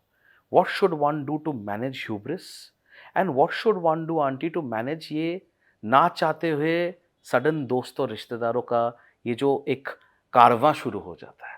तो थोड़ा सा पर्सनली ये बताइए, बिकॉज हाँ। बहुत सारे लोग ये फेस करते होंगे। जी, जी, जी। लेकिन मैंने एक तो जो लोग होते हैं ना, जैसे कि आपने कहा कि चढ़ाने वाले, तो कभी मैंने उनको वो ही नहीं दिया कि वो मुझे चढ़ा सके और मैं अपने आप को कुछ समझूँ। मैं आज भी वैसे ही हूँ, मुझे कभी-कभी मेरा ड्राइवर नहीं आएगा ना, चाहे तो 7-8 गाड़ियाँ बाहर खड़ी हुई है, रेंज रोवर से हाँ, लेके मर्सिडीज़ तक सारी गाड़ी है करेक्ट। अपने पास में, भगवान की दया है। लेकिन ड्राइवर अगर नहीं आए तो मैं यहाँ से रिक्शा से चली जाऊँगी। मुझे कोई प्रॉब्लम नहीं है कि मैं रिक्शा से क्यों जा रही हूँ। मैं लोकल से चली जाऊँगी। मतलब मैं समझती ही नहीं हूँ कि मैं कोई हूँ। यकीन मानिए, मैं आज भी वही कल्पना सरोज हूँ जो कभी किसी चाल में रहती थी। मैं बस वही एक ये कहती हूँ, तो कभी मैं चाचा के साथ में झोपड़पट्टी हाँ, में वहाँ गई थी। वहाँ से मैं रेलवे के क्वार्टर में, वो बेचारे लोग इतने अच्छे थे गुजराती, उन्होंने अपनी बेटी समझ के मुझे सँभाला। उसके बाद मैं चौल में गई, चौल में मैं रही, वहाँ से मैं कहाँ गई, मुझे मुझे कुछ लगता ही नहीं है। आप यकीन नहीं मानोगे कि जब मैं यहाँ आई तो मुझे रहने के लिए घर नहीं था, मैं इस तरह से रहते चली आई। आज मेरे पास इतने सारे घर हैं जहाँ मतलब मुझे टाइम नहीं है कि मैं क्या कौन से कहते घर में रहूँ। बॉम्बे के रहूँ, कल्याणपुर रहूँ, वहाँ फैक्ट्री पे है वहाँ पे रहूँ, या अपने गाँव के रहूँ। करेक्ट। तो ये मतलब मैं अपनी मेहनत करती रही। हाँ, मैं अपने मेहनत को ये देती हूँ कि मुझे इस तरह की श्रेय। मेहनत करनी ही चाहिए थी, मैंने की और उससे मुझे सक्सेस मिली। बस यही मेरा एक गुडविल है। बाकी मैं कुछ हूँ ही नहीं। आज उसने दिया है, कल जा भी सकता है। ये कोई वक़्त का कोई भरोसा नहीं, वक़्त सबसे बड़ा है। वक़्त के आगे कोई कुछ भी नहीं, वक़्त सब कुछ करवाता है और वक़्त सब कुछ गँवाता है। आज रामजी भाई कमानी जब यहाँ थे, उनके बेटे जब आते थे, तो उन्हीं के वर्कर्स बोलते हैं कि गालीचे बिछाए जाते थे। एम्पला गाड़ियाँ हुआ करती थी उस ज़माने में, तो उसमें वो आते थे और वो गालीचे पर से चल के वो यहाँ पर आते थे। तो आज उनका बेटा एक मुझे मिला था, कहीं मलेशिया में कहीं किसी बैंक में था, तो मुझे मिला, वो बहुत खुश हुआ मुझे मिलकर, बोला पहले मिलते आप तो शायद मेरी उसकी कमानी ट्यूब नहीं, उसका मेटल वाला एक कंपनी था, कमानी ट्यूब ही कमानी मेटल, वो उसकी कंपनी थी। तो बोला मैं अपनी कंपनी को जाने नहीं देता मैडम, अगर आप बोलते पहले मिलते तो। कहने का मतलब ये है कि क्या मतलब लेकर आए हैं और क्या लेकर जाएंगे, सारा कुछ। और मैं थोड़ा सा आध्यात्मिक इस पर चलती हूँ, इसलिए इन सारी चीज़ों को मैं बहुत गहराई से सोचती हूँ कि इंसान, गुरूर तो होना ही नहीं चाहिए किसी के पास में, घमंड नाम की चीज़, अहंकार नाम की चीज़ होना ही नहीं चाहिए, पर क्योंकि इतना आसान है क्या ये? जब मैं सोचती हूँ कि नहीं आसान है तो फिर दूसरे क्यों नहीं सोचे, सोच सकते हैं ना। क्या करेंगे अहंकार लेकर, किस पर चीज़ का जब इतना अहंकार। सक्सेस हो, इतना दौलत हो, इतना शान हो, इतना शोहरत हो, इंसान का दिमाग तो घूम सकता है। मेरा तो नहीं घूमा, कैसे? नहीं घूमा, क्योंकि पहले से मैं वही कहा ना कि मैं बुद्ध की पाइक हूँ। हमारे बुद्ध ने पहले से सीखा हुआ बताया हुआ है कि अहंकार तो होना ही नहीं चाहिए, मैंपन तो बिल्कुल होना ही नहीं चाहिए। और वही सीखपन के मतलब उस सोच के ऊपर हम चलते हैं ना, इसलिए हमको वो सारी चीज़ें आती ही नहीं है। जब मुझे नहीं आती तो मैं तो लोगों को वही कहती हूँ कि अहंकार करो ही मत यार, किस चीज़ का? कल को सब यहीं रह जाएगा। आज देखिए ना कहाँ क्या-क्या होता है, बांग्लादेश में क्या हो गया? कल का राजा दूसरे दिन रंक बन जाता रंग है। बन जाता तो किस चीज़ का घमंड है? मत करो घमंड। ज़रूरत ही नहीं है उन सारी चीज़ों की। जो तुमको मिला है, बस खाओ पियो ऐश करो ना उसी के ऊपर। काहे के लिए इस पे जलना, उसको बुरा-भला कहना या फिर अहंकार में जीना, मतलब नहीं है उन सारी चीज़ों का। वो अपने आप को ही जलाना होता है और दूसरा कुछ होता नहीं है। सही बात है। और इंसान अकेला शायद एक नाव बना सकता है, हुँ, लेकिन एक अच्छे टीम के साथ, लोगों के साथ एक जहाज बना सकता है। हुँ, हुँ, तो टीम बनाने के लिए बहुत अच्छे हायरिंग का ज़रूरत होता है, बिल्कुल। बहुत अच्छे लोग होने साथ हुँ, ज़रूरत है। हुँ, आपको मैं ये एक सवाल करूँगा बहुत ही पर्सनल लेवल। हुँ, हुँ, बहुत बार कहा जाता है आंटी कि अगर आप किसी को हायर कर रहे हो आपके टीम में, कोशिश ये करो कि वो इंसान आपसे भी ज़्यादा इंटेलिजेंट, स्मार्ट और हार्ड वर्किंग हो। बिल्कुल। आपसे बेहतर होना चाहिए लोग, तभी जाके आप कुछ आगे बढ़ पाओ। हुँ, एक इंसान जो पढ़ा लिखा नहीं है, हुँ, कोई फैंसी डिग्री है नहीं, हुँ, कोई हाई फंडा कॉलेज से है नहीं, हुँ, उस इंसान ने आज इतना कुछ खड़ा कर दिया कि इतने सॉलिड टीम के साथ, बिकॉज़ हुँ, आपके डायरेक्टर्स, आपके L1s जिसे कहते हैं, हुँ, आपके डिपार्टमेंट हेड्स, आपके जनरल मैनेजर्स, वो सारे बहुत ही उम्दे लोग हैं। हुँ, हायरिंग जब करना होता है, जब इंसान खुद शायद उतना पढ़ा लिखा ना हो, हुँ, वो एक इंसान को जो शायद उससे कई गुना ज़्यादा पढ़ा लिखा हुँ, हो, हुँ, उसको कैसे इंस्पायर करता है कि आके मेरे टीम में रहो, मेरे हुँ। साथ काम करो, इसको हम बहुत बड़ा बनाएँगे। तो कैसे होता है ना कि हर इंसान के पास में हर क्वालिटी नहीं सही होती। बात। अगर आपके पास में कुछ है, तो सामने वाले के पास में कुछ और है। अगर उसके पास में ये है, तो उसके पास में कुछ और है। जब ये सारे लोग एक साथ हो जाते हैं, तो आपकी उसकी सारी बातें जब एक साथ हो जाती है, तो एक एक मुट्ठी बनता मुट्ठी है। बन जाती है और फिर किसी काम को अंजाम दे जाती है। सो एक तरीके से जितना डाइवर्स टैलेंट हो, अलग-अलग टैलेंट हो, उन सबको इकट्ठे लाओ, यस। सो दैट वो कॉम्प्लीमेंट करके इकट्ठे हाँ, एक पूरा फोर्स बने। बिल्कुल, बिल्कुल। क्योंकि एक ही आदमी की एक ही सोच लेकर नहीं होता। और कितने ही ऐसे होते हैं मैंने देखा है। मान लिया कि मैं बहुत होशियार हूँ, मुझे बहुत सारे मेरे अंदर टैलेंट है, पर हो सकता है एक छोटी-सी बात ना ना हो, हो, ना समझती हूँ मैं और वो छोटी-सी बात ही ज़रूरी ज़रूरी होती हो है उस काम उस के टाइम लिए। के लिए। आपने ये पूरा चीज़ अकेले किया। हुँ, कभी आपको शायद मन में वो आया भी नहीं कि मुझे एक को-फाउंडर के हिसाब से कोई चाहिए कि नहीं चाहिए? हुँ, तो अगर मैं आज पूछूँ आपको, हमारे दर्शकों को ये बताने के लिए कि एक इंसान जब कुछ बनाने का कोशिश करता है, कुछ हुँ। तैयार होने का कोशिश करता है, कुछ क्रिएट करने का कोशिश करता है, हाउ डज़ वन डिसाइड कि भाई वो अकेले कर पाए या फिर एक को-फाउंडर हो तो बेहतर हो? और अगर को-फाउंडर होना हो, तो आंटी 2-3 ऐसे क्या क्वालिटीज़ होने चाहिए, जो उस इंसान को अपने को-फाउंडर में ढूँढना चाहिए, सो दैट ये बहुत सक्सेसफुली बने? पहले मैं ये सोचती हूँ कि हमें को-फाउंडर चाहिए ही क्यों? ओके, इंटरेस्टिंग, बताइए इसका क्या मतलब है? मतलब ये है कि क्यों चाहिए हमें? क्यों हमें ऐसे लगता है कि मैं अकेले नहीं कर पाऊँगी? मुझे ज़रूरत है कि तुम मेरे साथ में आ जाओ। हाँ, क्यों? पहली बात तो मेरा क्वेश्चन ये है कि पहले क्यों मुझे ये चाहिए? तो उसमें ऐसे हो सकता है कि ठीक है, एक तो मैं लोन ले रही हूँ, मुझे कहीं ये मैं सक्सेस कर पाऊँगी या नहीं? कहीं कोई डर है क्या दिल-दिमाग में? जिसकी वजह से मुझे अगर किसी को साथ ले लो, हुँ, तो शायद मुझे काम करने की हिम्मत मिले, हुँ, मेरा काम थोड़ा-सा कम हो जाए। हुँ, मैं कहीं न कहीं मतलब ऐसे थोड़ा-सा अपने आप को कमज़ोर महसूस करती हूँ कि नहीं शायद ये मैं अकेले नहीं कर पाऊँगी। हुँ। अगर मैं विनय को साथ ले लेती हूँ तो शायद बहुत अच्छे से वो होगा। यही सारी सोच होगी ना? तो सबसे पहले आप ढूँढो आपके अंदर वो नीड क्यों है हुँ, कि को-फाउंडर अगर चाहिए। हुँ। चाहे वो एक मिसिंग एंगल हो, चाहे कोई क्वालिटी मिसिंग हो, चाहे कोई पर्पस हो। जी, और उसके बाद अगर आप आइडेंटिफ़ाई कर रहे हो, आप ऐसे इंसान को आइडेंटिफ़ाई करो जिसके साथ आपका सिनर्जी बहुत अच्छा हो। बिल्कुल। ओके, फिर? जब वो अच्छा होगा तो यकीनन फिर दोनों ने मिलकर अगर मेहनत की तो आपको सक्सेस भी मिलना ही हुँ, मिलना है फिर। तो ये सारी चीज़ें मेरे ख़्याल से बहुत ज़्यादा ज़रूरी होती है, अगर हमको कोई पार्टनर अपने को चाहिए तो। हुँ। और अगर नहीं तो हम अकेले ही कर सकते हैं, क्या फ़र्क पड़ता है? तो अकेले करने के लिए हाँ, फिर हमें काफ़ी अपने आप पे यकीन वही उतना फिर होना चाहिए। यकीन होना चाहिए। वो फिर वो ही जुनून होना हाँ, चाहिए कि चलो मैं अपने काम को 100% नहीं 101% 1% दूंगी, करूँगा, तब भी उस काम को मैं तब भी पूरी काम करूंगी, करें। तब जाके वो पूरा क्योंकि होगा। वो 1% ही मायने रखता है, वही 100% तो सब देते हैं। सभी देते हैं। यस।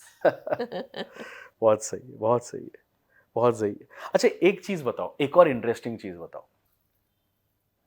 बहुत लोगों का सपना होता है कि यार गवर्नमेंट के तरफ से कोई अवार्ड इस लेवल पे मिले। आपको तो गवर्नमेंट छोड़िए, आपको तो देश की तरफ से मिला। जब पद्मश्री का घोषित हुआ ये अवार्ड,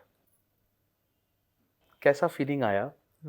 उसके बाद लाइफ क्या बदलती है कि एक इंसान वो सोचता है कि हाँ ये मिला, एक टिक इन द बॉक्स हुआ, लेकिन मुझे अभी वापस भागना है क्योंकि मेरे पास 5 और चीज़ करने के लिए है। तो एक माइंडसेट कैलिब्रेशन कैसे होता है इतना बड़ा चीज़? थोड़ा-सा वो इमोशन हमारे दर्शकों के लिए ले जाओ। उस बहुत सारे ऐसे दर्शक होंगे जो जिनको पता भी नहीं होगा इसका मायने क्या है पद्मश्री का। तो थोड़ा उसके बारे में बताओ आंटी। पर्सनल सवाल है हाँ, बट यू नो लेकिन very few people have this honour, तो ज़रा यस, बताओ इसके बारे में। जिस वक्त मुझे पद्मश्री घोषित हुआ, तो उससे पहले मेरे घर पर एलआईबी के लोग हुँ, आए और मैं थोड़ी हैरान हो गई कि ये लोग मेरे घर क्यों हाँ, आए। ठीक है, पुलिस डिपार्टमेंट से मेरे अच्छे रिलेशन पहले से ही रहे क्योंकि हाँ, पुलिस वाली की बेटी हूँ इसलिए। आज भी मुझे मुंबई पुलिस ये कहती है कि हमको ताई बोलने का अधिकार आप दे दो। 8 मार्च का एक प्रोग्राम था हाँ, यहाँ पुलिस मतलब कमिश्नर के यहाँ पर, तब उन्होंने बोला था। तो मेरा डिपार्टमेंट से काफ़ी करीब का रिश्ता है, अच्छा है। बट उस दिन एलआईबी के लोग आने से मैं थोड़ी-सी हैरान हो गई कि अचानक से कैसे? तो फिर वो बैठ के बस पूछने लगे ये वो ऐसा है, वैसा है, घर में कौन है, हुँ, कैसे है? सारी थोड़ी-सी मालूमात ली। बोला मालूम सब है लेकिन ये हमारी ड्यूटी है जो हम हाँ, करने आए हाँ, हैं। तो बोले मैडम कांग्रेचुलेशंस आपको पद्मश्री मिल रहा है। मैं इतनी खुश हो गई कि मेरी खुशी का कोई अंदाज़ा ही नहीं था। क्योंकि होता क्या है कि जब तुम्हें इस तरह की कोई चीज़ मिलती है और ये कोई छोटी-मोटी चीज़ नहीं बिल्कुल। है, ये हमारे देश का गौरव है। जो हमें मिलता है तो हमारे काम का कहीं न कहीं हमारे गवर्नमेंट ने अभी तो मोदी जी जैसे मनमोहन जी भी मुझे मुझे नाम से जानते थे, सोनिया हाँ, जी भी मुझे नाम हाँ, से जानती थी। तो मैंने काम कुछ शायद ऐसे किए हैं जिसकी वजह से ये लोग मुझे नाम से जानते हैं और 2013 में मुझे ये अवार्ड जब मिला, हुँ, तो आप यकीन नहीं मानोगे कि मुझे ऐसे लग रहा था कि जैसे मैं हवा में कहीं उड़ रही हूँ। क्योंकि मैंने ये देखा था कि बचपन में हम हमारे बाबा के साथ में पुलिस स्टेशन में हुँ, वहाँ हुँ, खेलते हुँ, थे। हमारे बाबा 24 घंटे वो पीआई के सामने अपने हाथ जोड़े खड़े रहते थे और आज मैं एक राष्ट्रपति के साथ हाँ, उनके हाथों से हाँ, अवार्ड ले रही हूँ। हाँ, तो मतलब कहाँ वो खुशी का मैं बोल नहीं सकती कि बयान मेरी नहीं हो वो सकती। किस तरह से मैं उसको बयाँ करूँ। हुँ, तो मुझे बहुत खुशी हुई उस वक़्त और मुझे फ़क्र भी हुआ अपने आप पर। मुझे इन सारी चीज़ों पे फ़क्र होता है, गुरूर नहीं होता है, फ़क्र ज़रूर होता है। बहुत फ़र्क है हाँ, फ़क्र और गरूर में। फ़क्र ज़रूर होता है कि मैंने कुछ किया, जिसकी वज़ह से मुझे ये मिला। ये मेरा अपना है, मैंने कमाया है, अपनी मेहनत से, तो वो अच्छा लगता है। ये बताओ, ये बहुत डीप चीज़ बताया आपने अभी अभी के अभी कि मुझे फ़क्र हुआ लेकिन गुरूर नहीं हुआ। थिन लाइन ऑफ डिफरेंस है आंटी, है ना? बहुत आसान होता है कि इंसान टिप करके हुँ, फ़क्र से गुरूर की तरफ चला जाए हुँ, हुँ। और बहुत आसान इसलिए है क्योंकि बहुत कम लोगों को मिलता जी। है, राइट? पूरा दुनिया आके वाह-वाह करते हैं, सब आके लाइन लग जाते हैं, माय गॉड ये हुँ, मिला आपको, हाँ। इतना ये हो गया। तो इंसान आपका अपना माइंड को स्टेबल कैसे रखे? आप ये एडवाइस दो कि आज सपोज़ करो हमारे दर्शकों को के साथ कुछ ऐसा हो, इतना ये तो बहुत कम लोगों के लिए होता है बट उनको शायद कुछ बहुत एक अच्छा अवार्ड मिले या कुछ लाइफ में ऐसा कोई अभिनंदन मिले, कोई एक चीज़ मिले जिनको उनको लगता होगा कि यार ये तो बहुत वाह-वाह हो गया उनका। लेकिन वो फ़क्र से गुरूर तक ना जाने का रहस्य क्या है? रहस्य तो ऐसा है बेटा वो इंसान को खुद ही अपने आप को मीन्स ये करना चाहिए कि मुझे फ़क्र तो होना चाहिए लेकिन गुरूर नहीं आना चाहिए किसी भी बात का नहीं, चाहे वो पैसे का रहे, चाहे वो इज़्ज़त का रहे, चाहे वो अवार्ड का रहे। क्योंकि गुरूर तो आखिर गुरूर है वो टूटना है, उसको रहना नहीं है। लेकिन फ़क्र है वो हमारा अपना है, हमने कमाया हुआ है। हमको आशीर्वाद के तौर पर कहो या प्यार के तौर पर बोलो या इज़्ज़त के तौर पर बोलो, हमको दिया गया है। हमारे काम को नवाज़ा गया है। हमें लोगों ने इतना सारा प्यार दिया जिसकी वजह से वो प्यार का एक तोहफा है समझो हमारे लिए, तो उसका क्या गुरूर करना, गुरूर नहीं होना चाहिए। हाँ, फ़ख्र ज़रूर होना चाहिए उसका। आपको मैं बताऊँ, मुझे जब नारी शक्ति मिला, ये नारी हाँ। शक्ति, मैं यूँ ही चली गई थी यहाँ दिल्ली। तो मेरे तो ये केसेस चलते रहते हाँ। थे कंपनी के, तो मैं दिल्ली जाती आती हाँ। रहती थी। तो मैंने एक सेक्रेटरी को एक फ़ोन किया, तो कि साहब आप है क्या? तो मैं दिल्ली में हूँ और अभी मेरे पास काम भी नहीं, सारे काम खत्म हो गए, मैं चाहती हूँ कि मिलूँ। अरे अरे मैडम, हम आपको कब से ढूंढ रहे हैं, हम कब कितने फ़ोन आपको किए, आपका फ़ोन भी नहीं लग रहा है। मैं बोला क्यों? तो बोले अभी आप फ्री है ना? मैं बोला हाँ बिल्कुल फ्री है। तो ठीक है, मैं अभी गाड़ी भेज रहा हूँ आपको। और तब तो लाल दिया वगैरह सब चलता था, हाँ। तो वो गाड़ी भेज रहा हूँ मैं आपको। कहाँ रुकी हूँ? मैं बोला अशोका में। तो ठीक है, तो वो आपको एक प्रोग्राम में लेकर आ जाएंगे, आप भी आइए। मिनिस्टर वगैरह तो खैर है ही है, लेकिन सुप्रीम कोर्ट के दीपक गुप्ता, हाँ, वो एक जजेस भी आए हुए थे उस प्रोग्राम में। और वो बाल कल्याण का डिपार्टमेंट का प्रोग्राम था, और बहुत सारे बच्चे, जो बच्चे मतलब एकत्रित हुए थे वहाँ। एकत्रित हुए थे, जो अनाथ बच्चे हैं, जो गवर्नमेंट हमारी संभालती हाँ। वगैरह है। और बहुत सारी संस्थाओं ने भी अपने बच्चे वहाँ पर लाए हुए थे, तो उनके लिए 3-4 दिन से कंटिन्यू प्रोग्राम था, और उस दिन का लास्ट था। और मुझे बुलाया फिर उसमें। तो बुलाया तो उन लोगों ने मुझे बात करने के लिए बोला, यही सारी चीज़ें। लोग मेरे से कुछ और बातें सुनना ही नहीं चाहते, बस तुम बनी कैसे भाई सुनाओ, पहला यही मतलब सबसे पहला उनका ये रहता है। तो मैंने थोड़े में बताना शुरू किया। तो वो गुप्ता जी कहने लगे, जो जज थे, कहते हैं मेरा टाइम भी मैडम आपको, आप ये बच्चों को आप ही का तो सुनाना है, मैं क्या कायदा सिखाऊंगा उनको, मैं बात करूंगा तो किस पर करूंगा, इसलिए आप ही को ये बात करना है और बच्चों को। तो मैंने बातें की, बच्चे भी इतने खुश हो गए, सारे बच्चे उठ के सारे घेरने लगे, फोटो ये वो। अम, वो सारा प्रोग्राम हो गया, फिर चाय वगैरह का वो हो गया। उसके बाद में उन्होंने कहा कि मैडम एक काम करो ना, कल कितने बजे फ्लाइट है आपकी? मैं बोला कल मेरी शाम को 5 बजे। बोला 11 बजे आप आ जाइए ऑफिस में। मैं बोला ठीक है। मैं 11 बजे गई, उन्होंने मेरे सामने फॉर्म रखा, बोला एक तो एक फॉर्मेलिटी है, इसलिए खाली आप साइन कर दो, हम लोग भर भर देंगे लेंगे, सारा। हाँ। बोला क्या है ये? बोला ये नारी शक्ति अवार्ड है, और ये नारी शक्ति के लिए मतलब आपने अगर लिया तो इसकी गरिमा बढ़ बढ़ जाएगी। जाएगी, वाह। तो मेरे लिए कितनी गर्व की बात होगी, ये तो सोचो आप, रोंगटे खड़े करने वाली। कि ये एक आईएएस ऑफिसर मुझसे ये कह रहा है, एक सेक्रेटरी ये कह रहा है बाल कल्याण का, श्रीवास्तव जी नाम था उनका, कि मैडम अगर ये पुरस्कार आपने स्वीकार किया पुरस्कार की तो गरिमा होगी। पुरस्कार की गरिमा बढ़ जाएगी। तो इससे बड़ा और क्या मिलना चाहिए मुझे? मैं ये जो मेरे वर्कर्स है, ये मुझे आई भवानी कर कर पुकारते हाँ, हैं। ये तो मुझे पता है। ये आईएएस ऑफिसर्स ने अगर ये कहा कि ये मेरा पुरस्कार लेंगे आप, मतलब ये गवर्नमेंट का पुरस्कार अगर आप लेंगे तो इसकी गरिमा बढ़ जाएगी। अब इससे बढ़कर और क्या देगा देने वाला तुमको? बहुत सही, बहुत डीप।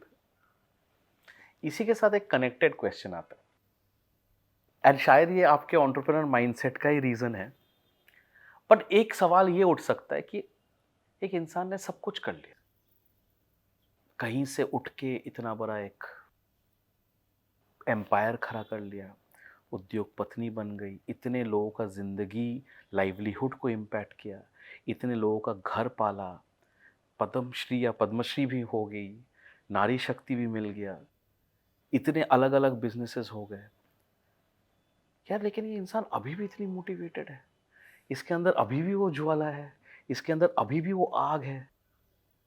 तो वो क्या माइंडसेट होता है आंटी, कि when you have achieved everything, it's very easy कि एक फीलिंग आए कि यार अब तो क्या है यार, अब जाने दो यार, बहुत हो गया, अब थोड़ा रिलैक्स कर।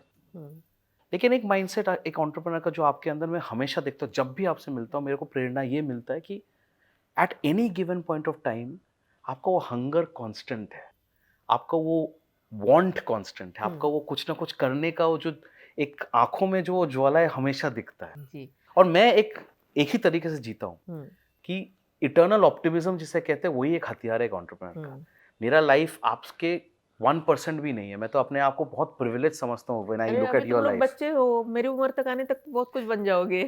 मैं ये बोल रहा हूँ कि मेरे को लगता है कि शायद जो भी हार्डशिप मैंने लाइफ में देखा है, आपके हार्डशिप के कंपैरिजन में वो प्रिविलेज है। मैं चंदनवाड़ी में एक डॉर्मिटरी में अपना जिंदगी बॉम्बे में शुरू किया था, जहाँ ऐसे एक कमरे में 24 लौंडे हम जमीन पे सोते थे, लेकिन वो भी एक प्रिविलेज है कंपेयर टू आप जो देखें। तो मुझे ये बताओ, for the sake of our viewers, for the sake of our दर्शक, ये कांस्टेंट मोटिवेशन कैसे इंसान रख पाए? How does one constantly stay motivated कि मुझे आगे कुछ और करना है, कुछ और बनाना है, कुछ और जीना है, कुछ और पाना है? How does that happen? Actually मैं आपको बताऊं कि ये जो भी है, जो पाने की जो चाह है, ये मुझे अपने लिए कभी भी नहीं थी, पहले भी नहीं थी, आज भी नहीं। मैं अपना दाल रोटी खा के भी खुश रहने वाली औरत हूँ, मुझे किसी चीज़ की कोई लालच नहीं है। लेकिन हाँ, मेहनत करनी है, काम करनी है, अपने बलबूते पे जीना है, अपने कदमों पे खड़ा रहना है। किसी की फेंकी हुई रोटी नहीं चाहिए हमें, अपने बलबूते पे। इसलिए मैं काम करती रही और मैं इस मुकाम तक पहुँचती गई। आज भी मैं काम करती हूँ तो सिर्फ इसलिए करती हूँ कि मेरे काम करने से अगर 10 लोगों का भला होता है, 10 हाथों को काम मिलता है। आज मुझे काम करने की ज़रूरत नहीं है, मेरे बच्चों के बच्चे भी बैठकर खाएंगे, ज़रूरत ही नहीं है। लेकिन मैं फिर भी करना चाहती हूँ, सिर्फ इसलिए करना चाहती हूँ क्योंकि अगर मैं किसी एक कंपनी को मैंने अभी शुरू कर दिया, मान लो, अब उस कंपनी में जो भी लोग काम जुड़े हुए हैं करेंगे, उसमें। है ना, तो उन सारे लोगों के हाथों को काम मिलेगा, मेरा देश तरक्की करेगा, मेरा समाज तरक्की करेगा। ये जो भावना है ना, अपने समाज की, अपने देश की, अपने सारे लोगों की आगे जाने के लिए, वो भावना कहीं न कहीं मुझे ये सारा करने के लिए मजबूर करती है, वरना मुझे काम करने की ज़रूरत नहीं है, फ़िलहाल तो भी।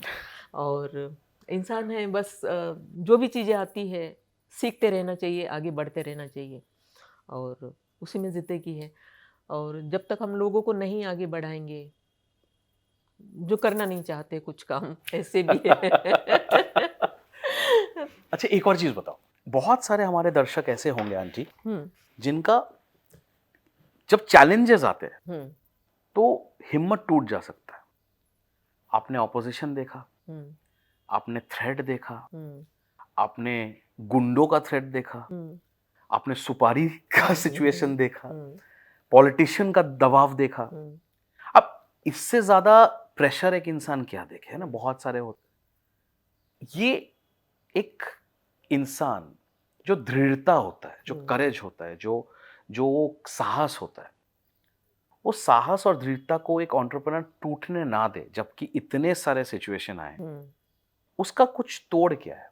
आज अगर आपको कोई एडवाइस देना है हमारे दर्शकों की कि चलो तुम्हारे लाइफ में बच्चों ये एक ए दो A B C D type of adversity हो सकते हैं लेकिन फिर भी तुम्हें आगे बढ़ना है, सो 2 या 3 ऐसे चीज बताइए जिसमें जितना भी इंसान का एडवर्सिटी हो उसका वो साहस, उसका वो मनोस्थिति, उसका वो दृढ़ता ना टूटे। हुँ। कैसे होता है वो? वो टूटने ही ना देना, क्योंकि तुम्हारे सवाल में ही तुम्हारा जवाब है। जो दृढ़ता है हमारी, जो साहस है हमारा, वो टूटने ही ना दे इंसान।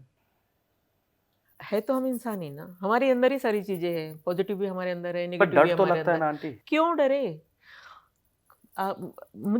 आपने एक बार की सुपारी सुनी, ऐसे कहीं सुपारियाँ मेरे नाम की दी गई है। ये कमाने के लिए भी यही नेपच्यून बिल्डर और ये सारे अभी नाम लेकर भी बोलती हूँ मैं, कोई प्रॉब्लम नहीं है।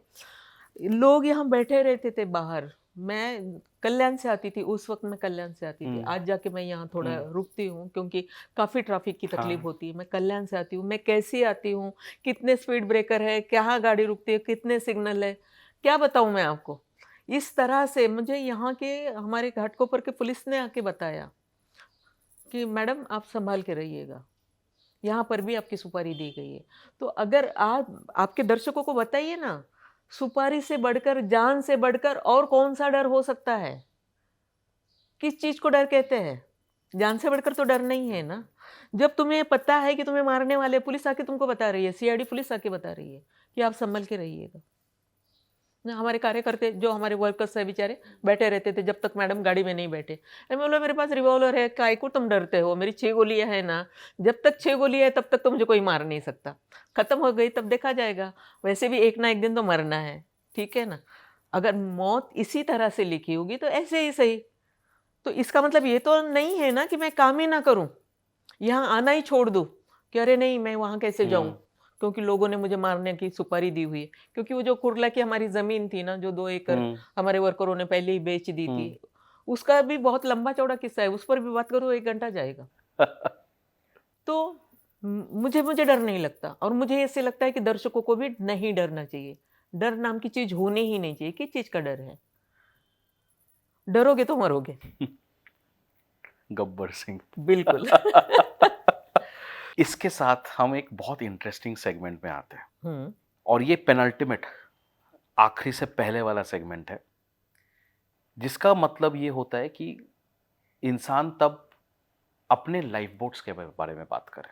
हम्म, तो आज अगर कल्पना ताई को पूछा जाए हम्म, कि कल्पना ताई आपके जिंदगी में लाइफ बोट का क्या महत्व है, आप ये कॉन्सेप्ट जो मैं बोला था पहले शो से कि लाइफ बोट हमें जिंदा रहने के लिए वो श्रेय देता है, वो आशा देता है, तो आज अगर बोला जाए कि आपके लाइफ में लाइफ बोट्स कौन है, आप क्या बताएंगे?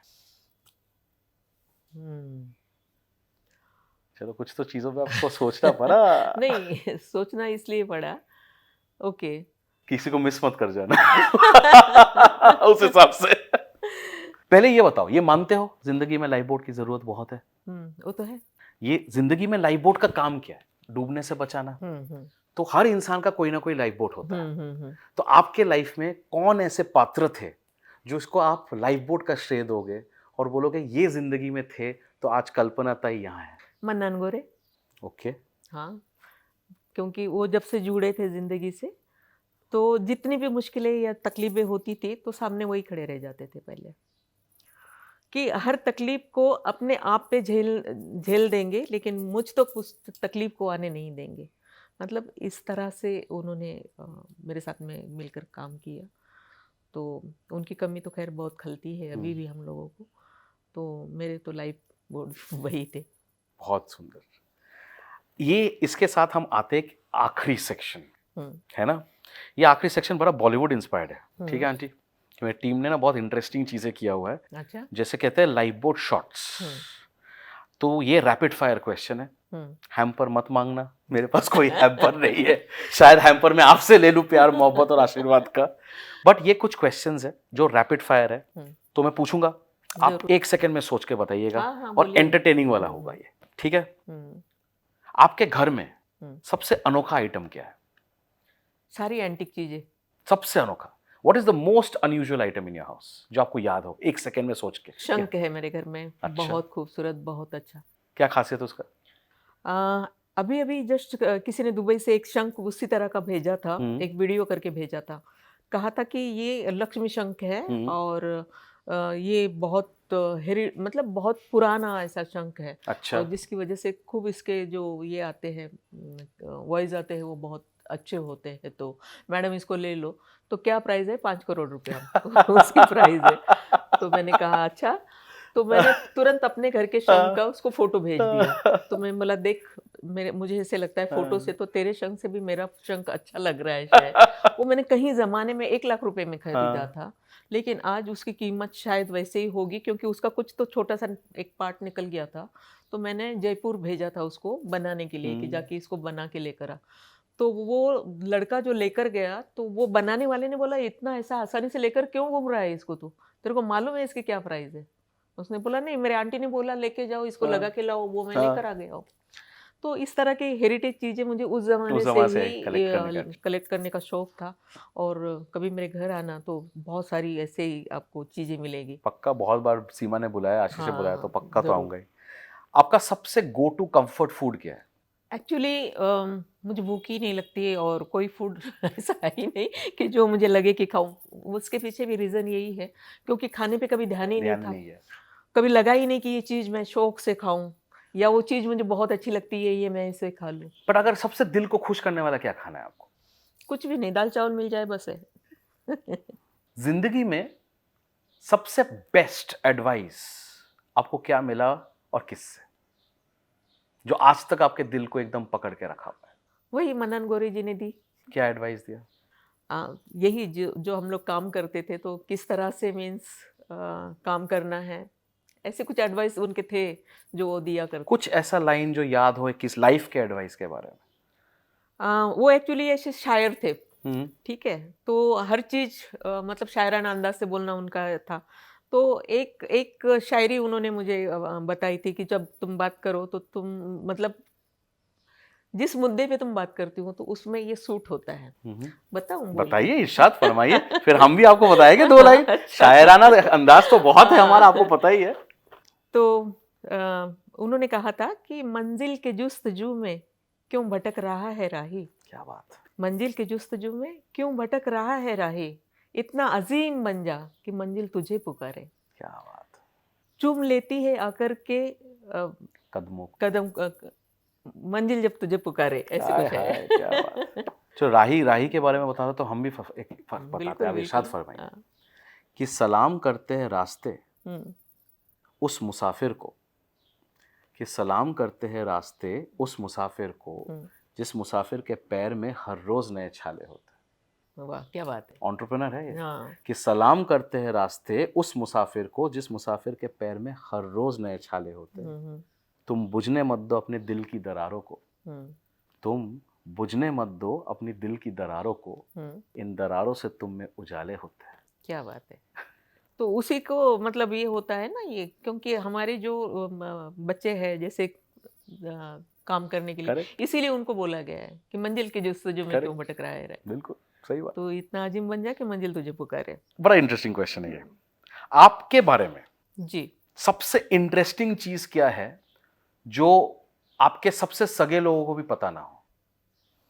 ऐसा कुछ आपके बारे में interesting which only you have kept to yourself, जो आपके बच्चों तक को पता नहीं है, आज बताओ। ओहो, मेरी जिंदगी तो वैसे भी खुली किताब है। पर आज ऐसा कुछ बता दो। ऐसा तो कुछ है ही नहीं कि मैं कुछ। कुछ पिक्चर अच्छा लगे, कुछ ऐसा लगे जो किसी को पता नहीं आपके बारे में। हाँ, पहले मुझे पिक्चर बहुत अच्छे लगते थे। फिर लाइफ को आपने पिक्चर बना दिया। हाँ बस। बस यही हो गया। सही है। अच्छा, ये बताइए, अगर आपके बारे में एक ऑटोबायोग्राफी लिखा जाए, हम्म। आप उसको एक किताब के फॉर्म में देखना चाहोगे या पिक्चर के फॉर्म में देखना चाहोगे? एक्चुअली मैं दोनों के इसमें देखना चाहूंगी, और लोग भी कहते हैं कि दोनों होनी चाहिए। वजह ये है कि लोग, कुछ लोग पढ़ेंगे, कुछ लोग देखेंगे, तो जिसकी प्रेरणा क्या बात, लोगों को ये मिलेगी। बढ़िया, ये एंटरप्रेन्योर वाला आंसर आ गया, वेल डन। अच्छा, ये बड़ा फनी क्वेश्चन है, आपका सबसे यूजलेस टैलेंट क्या है? ओहो। कुछ ऐसा टैलेंट जिसका कोई काम नहीं। मेरे पास तो काम ही काम है। तो कैसे बताऊं मैं क्या यूजलेस है। मतलब कोई ऐसा टैलेंट जिसका कोई किसी को काम नहीं होगा, कुछ ऐसा टैलेंट? ऐसा है ही नहीं। सारे टैलेंट यूजफुल है। बिल्कुल। अच्छा, ये बड़ा इंटरेस्टिंग है, कुछ ऐसा ट्रेंड, फैशन हो, सोशल हो, जो आजकल दिखता है आपको लेकिन आपको समझ ही नहीं आता है कि भाई ये ट्रेंड क्यों है, पागलों जैसा ट्रेंड है। कुछ ऐसा ट्रेंड जो आपको खटका, यार ये अजीबोगरीब है, हमारे यहाँ समझ नहीं आया वो। कि सपोज करो कोई लाल कबूतर जैसा कपड़े पहन लिया, या कोई बाल बीच में से कर लिए, कुछ ऐसा ट्रेंड? हाँ, ऐसा तो आजकल बहुत चल रहा है, तो नहीं समझ में आता हमारे कि क्यों चल रहा है। अच्छा, ये बताओ, अगर आपको कभी वो मौका मिलता कि आप देश को एक पर्टिकुलर क्रिया में, एक पर्टिकुलर स्पोर्ट्स में रिप्रेजेंट करते हैं, तो कौन सा स्पोर्ट होता वो? कौन सा होता, क्योंकि हम तो बचपन में खेलते थे, तो खेलने भी नहीं दिया हमको कभी किसी ने। लेकिन अगर आज एज अ वुमन हम्म। अगर आपको मौका मिलता कि देश को रिप्रेजेंट करना है, कौन से स्पोर्ट में आपको सबसे अच्छा लगता है रिप्रेजेंट करना भारत को? कबड्डी। कबड्डी? हम्म। ठीक है, ओके। बड़ा इंटरेस्टिंग क्वेश्चन, और आखिरी क्वेश्चन है, अच्छा। अगर आपको मौका मिलता किसी देश को रीनेम करने के लिए, हम्म। कौन से देश को क्या नाम देते आप? इसके बारे में नहीं सोचा कभी मैंने। मुझे मेरा ही देश बहुत अच्छा लगता है। अपने देश से बहुत प्यार करती हूँ मैं, तो दूसरे देश में क्या सोचे और वो क्या भी करें। सही बात है, वे दूसरे देश को भी भारत बना देते हैं। बिल्कुल बिल्कुल। ये हो सकता ये है। हो सकता है ना, लेकिन लोग करने नहीं देंगे, लोग करने नहीं देंगे, सही बात, इसलिए सोचे ही क्यों। सोचे ही क्यों। But thank you so much, कैसा लगा आपको? बहुत अच्छा। ये कैसा लगा जो मैं ये बना रहा हूँ, जो मैं ये इकोसिस्टम के लिए एक एक चीज क्रिएट कर रहा हूँ, जिससे लोगों को कुछ सीख मिले, कुछ प्रेरणा मिले, कुछ? सही बात है। कैसा लग रहा है आपको ये? आपको नहीं, क्या लग रहा बहुत है, अच्छा ठीक है, बन रहा बहुत ठीक, बहुत अच्छा, बहुत ही अच्छा बन रहा है ना? थोड़ा अनोखा है, बिल्कुल अनोखा। नॉन वकील लायक है। नहीं, सही में बहुत अच्छे से आप इसको कर रहे हैं, और ये बहुत आगे जाए। Thank you. इसके साथ ना हमारा एक आखिरी चीज होता है, जिसमें ये हमारा होता है लाइफ बोट का मेमोरेबलिया। अच्छा। मतलब इसमें ये होगा कि मैं आपके लिए कुछ लिख के रखूंगा और दूंगा, जो आप अपने पास रखोगे, और आप मेरे लिए कुछ लिख के दोगे जो मैं अपने पास रखूंगा एज अ मेमोरी। अच्छा। और मेरा टीम उसके बाद एक सुंदर सा पोलराइड फोटो खींचेगा जो हम अच्छा। साथ रखेंगे। ओके। ठीक है, तो ये है आपके लिए, ये आप मेरे लिए कुछ लिख के दीजिए इसमें, और मैं आपके लिए कुछ लिख के देता हूँ।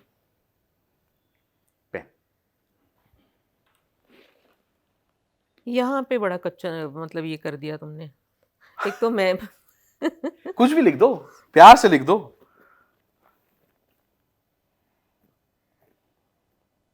मेरी राइटिंग भी अच्छी नहीं है ना। कुछ नहीं होता, प्यार दिखना चाहिए, राइटिंग से क्या होगा।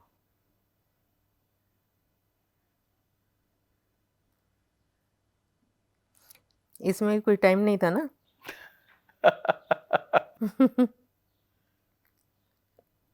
आशीर्वाद दे रहा हूँ मुझे, आशीर्वाद ही दे रहे हैं, और क्या कर रहे हैं। वही चाहिए, बाकी सब तो ठीक ही है। क्या लिखा आपने? विनायक मेरे बच्चे, तुम जिंदगी में ऐसे ही आगे बढ़ते रहो, मेरा आशीर्वाद हमेशा तुम्हारे साथ। वाह क्या बात है। अब साइन कर दो एंड में, आपका साइन चाहिए मुझे। साइन के लिए तो मैंने जगह ही नहीं कोई छोड़ी। पीछे उस साइड में रख दीजिए ना, कहीं पे भी, जहां मर्जी, पीछे नहीं, इधर साइड में। इधर ही साइड में। हाँ ऐसे कर दीजिए, और आज का डेट दे दीजिए, 14 अगस्त। थैंक यू सो मच, ये मेरे तरफ Thank से। you. Thank you for being a lifeboat to so many people. Thank you. आप एक्चुअल में लाइफ बोट हो इतने सारे लोगों के लिए, आपको खुद ही नहीं पता आप कितने लोगों के लिए लाइफ बोट हो। Thank you very much. Thank you so much.